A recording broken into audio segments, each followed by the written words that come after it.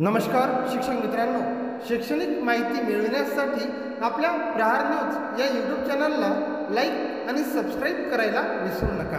दत्तक शाळा जी योजना आहे त्याच्यामध्ये आतापर्यंत किती कॉर्पोरेटने आपल्याला अप्रोच केलेले आहे, किती कॉर्पोरेट? नाही, खरं तर लोकार्पण आमचं जरी GR निघालेला असलं तरी लोकार्पण उद्याच होतंय, म्हणजे 5 तारीखला आपल्याला कळेल. परंतु एकाच मोठ्या ग्रुपने 5000 शाळांना आवश्यक इन्फ्रास्ट्रक्चर देण्याचं मान्य, आणि ती मोठी संख्या 5000 शाळा जर झाल्या तर प्रत्येक केंद्र स्तरावर निदान एक शाळा तरी अद्ययावत होईल की ज्याच्यामध्ये मुलांची इच्छा असते की आमच्या शाळेमध्ये सगळं असावं, कॉम्प्युटर लॅब असावी, रोबोटिक्स असावं, या बेसिक इन्फ्रास्ट्रक्चर आहे. आणि आमच्या शाळांची तशी परिस्थिती चांगली असते, परंतु कुठेतरी रूफ त्याचं डॅमेज झालेलं असतं, तर ते रूफ तयार करणं, त्याचं मैदान आहे हे करणं, सपाटीकरण करणं, कंपाऊंड वॉल बांधणं, टॉयलेट्स प्रत्येक शाळेत असतात परंतु त्या चांगल्या दर्जाच्या टॉयलेट्स असल्या पाहिजे, मुलांसाठी वेगळ्या मुलींसाठी वेगळ्या, आणि त्याची रंगरंगोटी असावी. शेवटी ग्रामीण भागातल्या मुलांच्या खूप मोठ्या अपेक्षा नसतात. बसायला चांगले बेंचेस असावे, इंटरॅक्टिव्ह टेलिव्हिजन तिथं असावे जेणेकरून ऑनलाईन शिक्षण तिथं होऊ शकेल. अशा ज्या बेसिक गरजा आहेत, आणि त्यांनी एकाच वेळेला सगळा खर्च करावा अशी अपेक्षा नाही आहे. 5 वर्षाच्या काळामध्ये सावकाश सावकाश ते खर्च करू शकतात. त्यामुळे इमिजिएट जी आवश्यकता आहे ते लगेच करायचं आणि टप्प्याटप्प्याने ह्या सगळ्यांचं अपग्रेडेशन करायचं, म्हणजे किमान एका पंचक्रोशीमध्ये एक शाळा तरी एवढी अद्ययावत असेल की ज्याच्यामध्ये ताबडतोब मुलं शिक्षण घेऊ शकतील. आणि अशा तऱ्हेने जवळजवळ सगळ्याच शाळा, आमच्या 75,000 शाळासुद्धा आम्ही अपग्रेड करून घेतोय. जर समजा आम्हाला रिस्पॉन्स कुठेही कमी पडला तर आमचे मुख्यमंत्री उपमुख्यमंत्री यांची एवढी तयारी आहे की राज्याच्या स्तरावरून एका वेळेला हा निधी उपलब्ध करून ह्या शाळा अद्ययावत कराव्या, जेणेकरून शाळांची परिस्थिती चांगली राहील, चांगलं शिक्षण आपल्याला देता येईल. आणि लोकांच्या मनामध्ये एक शंका आहे की या शाळा केल्यानंतर काही शाळांमध्ये पटसंख्या कमी आहे, त्या बंद होणार का? तर कुठल्याही परिस्थितीमध्ये ह्या शाळा बंद होणार नाहीत, कारण आता प्री प्रायमरी हे कंपल्सरी झालेलं आहे. आत्ताच माझी सुकाणू समितीची बैठक झाली आणि त्याच्यामध्ये आम्ही प्री प्रायमरीचा अभ्यासक्रम निश्चित करायला मान्यता दिलेली आहे. लवकरच याचं मटेरियल तयार होईल आणि प्री प्रायमरी हे सर्वसाधारणपणे ज्या ठिकाणी अंगणवाडी असते त्याच ठिकाणी ज्युनियर KG, सिनियर KG, पहिली आणि दुसरी हे वर्ग असतील. आणि त्याच्यामुळे यालासुद्धा आपल्याला चांगलं क्वालिटी एज्युकेशन द्यायला लागेल, आणि ही खूप मोठी जबाबदारी आहे. न्यू एज्युकेशन पॉलिसीचं वैशिष्ट्य आहे.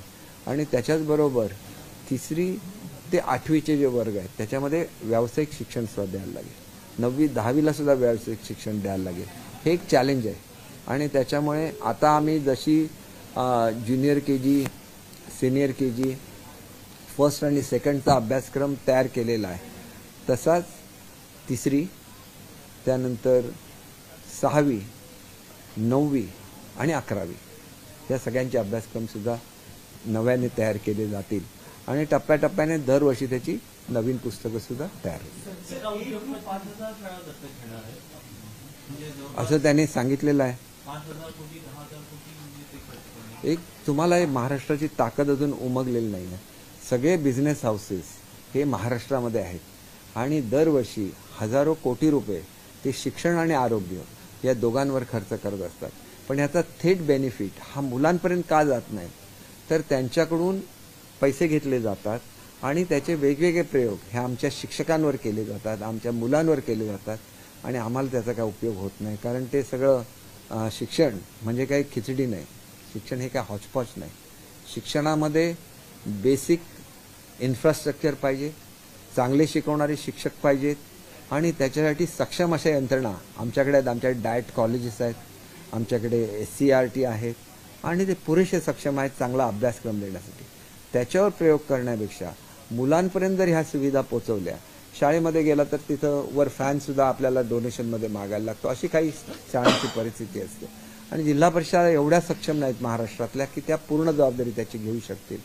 आणि त्याच्यामुळे जिल्हा नियोजन मंडळाचा निधी देण्याचा जरी शासनाने GR काढलेला असला तरी एका वेळेला सगळ्या शाळा घेणं शक्य नसतं. आणि त्याच्यामध्ये जर उद्योगपतींनी मदत केली तर अनेक लोक जे आदिवासी भागामध्ये राहतात, जे डोंगराळ भागामध्ये राहतात, तिथल्या शाळांना खूप मदत या निमित्ताने होऊ शकेल, तिथल्या मुलांना शिक्षणाची संधी मिळू शकेल. नाही, आता तर आम्हाला एकानेच केलं, त्याने 5,000, म्हणजे ते मुख्यमंत्र्याने केले, मला केलेलं नाही आहे, कारण ही मोठी हे आहे. आणि त्याच्यामुळे मला असं वाटतं की इतरांचं त्याच्यापासून प्रोत्साहन घेऊन 50, कोणी 100 घेतल्या तरी पण तेवढ्या शाळा इम्प्रूव्ह होतील. आणि मग उरला आमचा जो पैसा आहे तो प्रत्येक शाळेला थोडा जाण्याऐवजी आमच्याकडे PM श्री स्कूल आहे, त्याला आम्ही पुरेसा निधी देऊ शकतो. आदर्श शाळा योजना आहे, त्याला आम्ही पुरेसा निधी देऊ शकतो. त्या स्कूल अधिक ह्या स्कूल धरून एक चांगल्यापैकी मोठी अशी शाळांची 75,000 पैकी आपण पहिल्या टप्प्यामध्ये जरी अगदी 20% जरी धरल्या तरी त्या 15,000 शाळेच्या आसपास त्या होतील असं मी गृहीत धरतो. आणि 2 वेळा जेव्हा मागच्या वेळी जे तुम्हाला भेटले तेव्हा तुम्ही त्यांना असं म्हणालात की PhD करून तुम्ही काय करणार आहात, तर तुमच्या हे नेमके मला आपल्याला एवढंच सांगायचं आहे. रोष सगळेच व्यक्त करतात आणि त्यांनी तसा रोष व्यक्त करावा. मला काही त्याच्यामधून माझं काही होत नाही. रोष कशासाठी व्यक्त करायचा? रोष तुम्हाला जर चांगलं सांगितलं, चांगला उपदेश केला तर रोष व्यक्त करावा का? बघा, माझ्याकडे अशा अनेक हे आले विद्यार्थी ज्यांना एरोनॉटिक्समध्ये शिक्षण घ्यायचं आहे. फ्रान्स ही एरोनॉटिक्समध्ये सर्वोत्कृष्ट संस्था आहे. PhDवर जेवढा आम्ही खर्च करतो तेवढाच जर एरोनॉटिक्सवर केला तर मेक इन इंडियाप्रमाणे विमानं तयार व्हायला सुरुवात होईल. मला किती PhDची गरज आहे, मला किती D.Ed स्टुडंट्सची गरज आहे, तेवढ्याच लोकांनी D.Ed केलं पाहिजे. PhDने तुम्हाला काय मिळतं? तुम्हाला कॉलेजमध्ये नोकरी मिळते, परंतु कॉलेजमध्ये नोकऱ्या किती आहेत? तेवढ्या स्टुडंटनी PhD करावं, त्याच्याऐवजी त्यांनी एरोनॉटिक्समध्ये काम करावं, त्यांनी उच्च दर्जाची शिक्षण घ्यावं असं त्यांना म्हणणं. ह्याच्यामध्ये चुकीचं काय? काही बोलायचं. काल सुद्धा मी तुम्हाला उदाहरण दिलं, माझी आता तुमच्याशी हे सुरू आहे, त्यावेळेला मध्ये येऊन बोलणं हा फक्त चुकीचं आहे. बाकी कोणाचं उत्तर देताना आता तुम्ही PhDचं सांगितलं, मी PhDच्या संदर्भात सांगितलं, जेवढ्या PhDची गरज आहे त्याच्यापेक्षा जास्त PhD केले. मी आज 30,000 लोकांची भरती करतोय महाराष्ट्रामध्ये आणि अर्ज किती आहेत? 2.5 लाख मुलं बसलेली आहेत. मग उरलेली 1,80,000 मुलांमध्ये असंतोष होणार. मी 30,000 फर्स्ट टाइम महाराष्ट्राच्या हिस्ट्रीमध्ये 50,000ची भरती पहिल्यांदा होते, त्यातली 30,000ची भरती मी आता करतोय, तरी पण असंतोष होणारच ना. आणि त्याच्यामुळे त्यांना किती लोकांना PhD द्यावं हा त्यांच्या डिपार्टमेंटचा प्रश्न आहे. तर हा काय स्कूल एज्युकेशनशी संबंधित प्रश्न नाही आहे. माझ्याकडे काय समाज कल्याण विभाग नाही आहे. त्यांना समाज कल्याण विभागाने एक निर्णय घेतलेला आहे की सर्व कॅटेगरीतल्या लोकांना समान न्याय द्यायचा.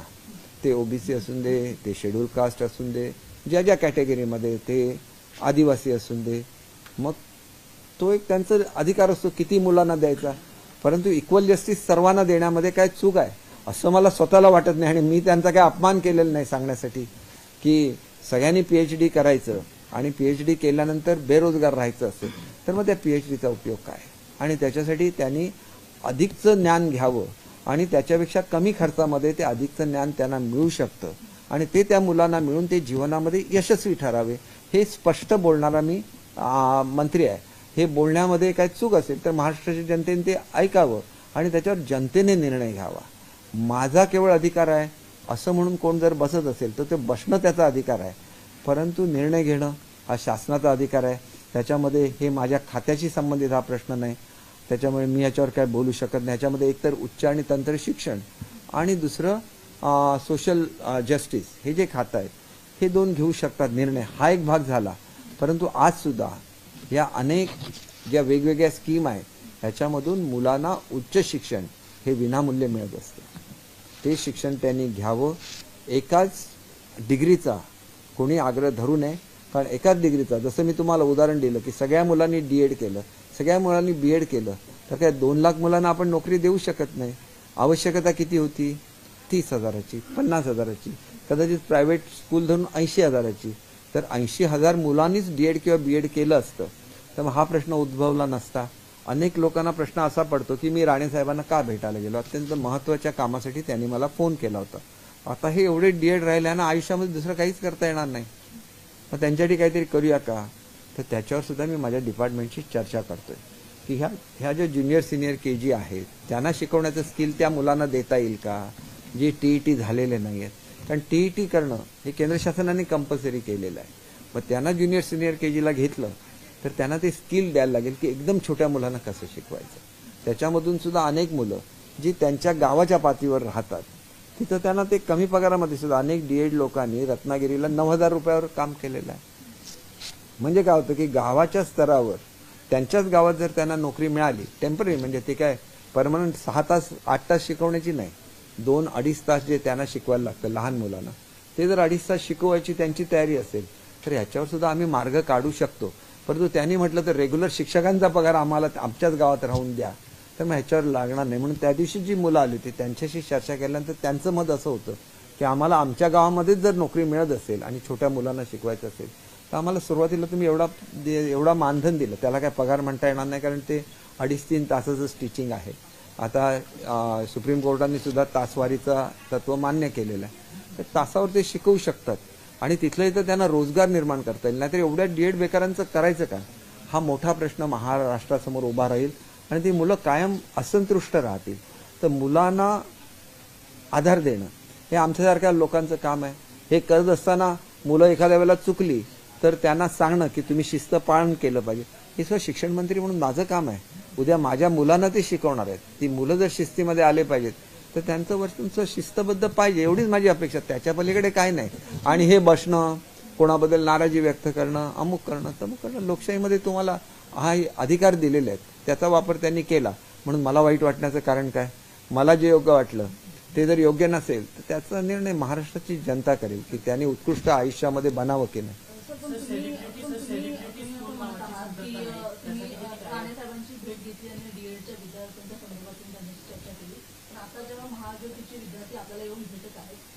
बघा, महाज्योती हा माझ्याशी संबंधित विषय नाही. आपण पुन्हा एकदा समजून घ्या की मला येऊन भेटले तर मी संबंधित यांना भेटायला सांगतो आणि हा विषय हा मी कॅबिनेटमध्ये चर्चा केलेली आहे. म्हणजे माझ्याशी बोलल्यानंतर मी काय केलं नाही असं बिलकुल नसतं. हे बघा, कधीही जो मनुष्य प्रामाणिक असतो तो आपला, समजा त्या दिवशी मला एक मुलगी भेटली आणि तिने म्हटलं ह्याचं काय झालंय, आम्ही 5 डिसेंबरची डेडलाईन दिलेली आहे, 5 डिसेंबरच्या पूर्वी तुमचं सगळं पूर्ण करून तुम्ही शिक्षकांना चॉईस दिले पाहिजे. मुलीचं काम मी केलं, परंतु माझ्या पत्रकार परिषदेमध्ये येऊन जर कोणी बेशिस्त वर्तन करत असेल तर ते सांगण्याचं सुद्धा काम केलं आणि मी हे करत राहीन. कारण शिस्त ही पाळलीच पाहिजे, प्रत्येकाने शिस्त पाळली पाहिजे. आणि मला शिक्षकांबद्दल अतिशय आदर आहे.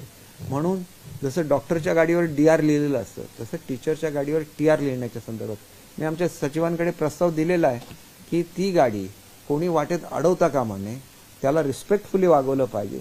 हा जो मंत्री म्हणतो त्याच्याकडे तुम्ही असं वर्तन करताय ना, कोणाला वाईट वाटणार ना. कारण माझ्या मुलीपेक्षा लहानही मुलं असतात, माझी मुली त्यांच्यापेक्षा जास्त व्हायचे, माझा तो अधिकार आहे.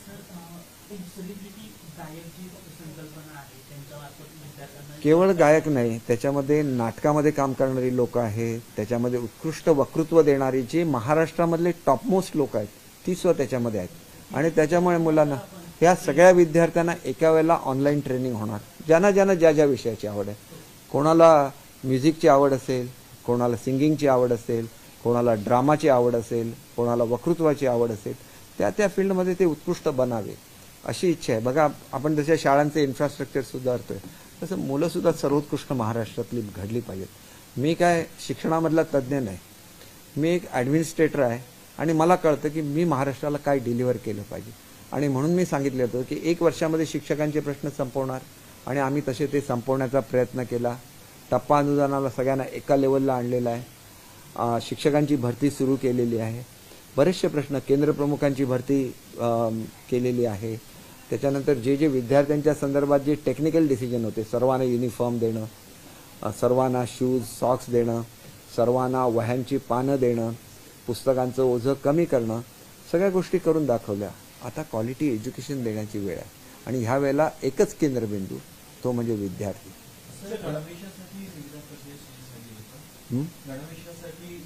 गणवेश आता असं आहे की गणवेशाच्या संदर्भात ज्या कॉन्ट्राव्हर्सीज येतात त्याला मला एकच सांगायचं आहे की याच्या पुढच्या काळामध्ये महिला बचत गटच ते करणार आहेत.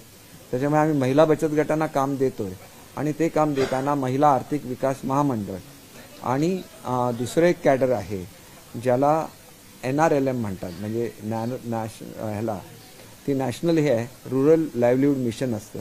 त्या NRLMच्या आणि महिला उद्योग याच्यामार्फत महिलांना ट्रेनिंग दिलं जाणं आहे आणि याच्यापुढे शिलाईचं सगळं काम त्यांना दिलं जाईल.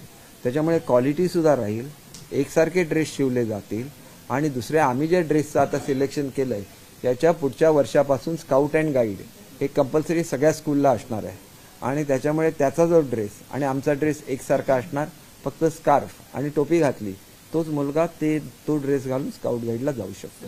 शिक्षकांचा लोड कमी करणार यासाठी तुम्ही घोषणा केली होती शिक्षक दिनाच्या कार्यक्रमात आणि त्याबाबत समिती नेमली होती, तर त्याचं पुढे काय झालं, त्याचा रिपोर्ट काय? त्याच्या संदर्भात आम्ही सचिवांच्या अध्यक्षतेखाली एक कमिटी नेमलेली आहे आणि कमिटीच्या कार्याला वेळ होत असेल तर तोपर्यंतच्या काळामध्ये शिक्षकांना कुठलंही एक्स्ट्रा काम द्यायचं असेल तर आमच्या डिपार्टमेंटची परमिशन घेतल्याशिवाय असं काम कुठल्याही शिक्षकांना देता येणार नाही. त्याचं क्लिअर कट सर्क्युलरसुद्धा आम्ही काढलेलं आहे. त्याच्यामुळे या संदर्भात आता कोणाच्याही मनामध्ये शंका असण्याचं कारण नाही. जी नॅशनल ड्युटीज असतात म्हणजे इलेक्शनचं काम आणि सेन्ससचं काम हे प्रत्येक डिपार्टमेंटला करणं कंपल्सरीच आहे. या दोन कामाच्या व्यतिरिक्त शैक्षणिक जी कामं आहेत ती शैक्षणिक कामं करायला मात्र नकार कुठल्याही शिक्षकाला देता येणार नाही. नमस्कार शिक्षक मित्रांनो, शैक्षणिक माहिती मिळविण्यासाठी आपल्या प्रहार न्यूज या यूट्यूब चॅनलला लाईक आणि सबस्क्राईब करायला विसरू नका.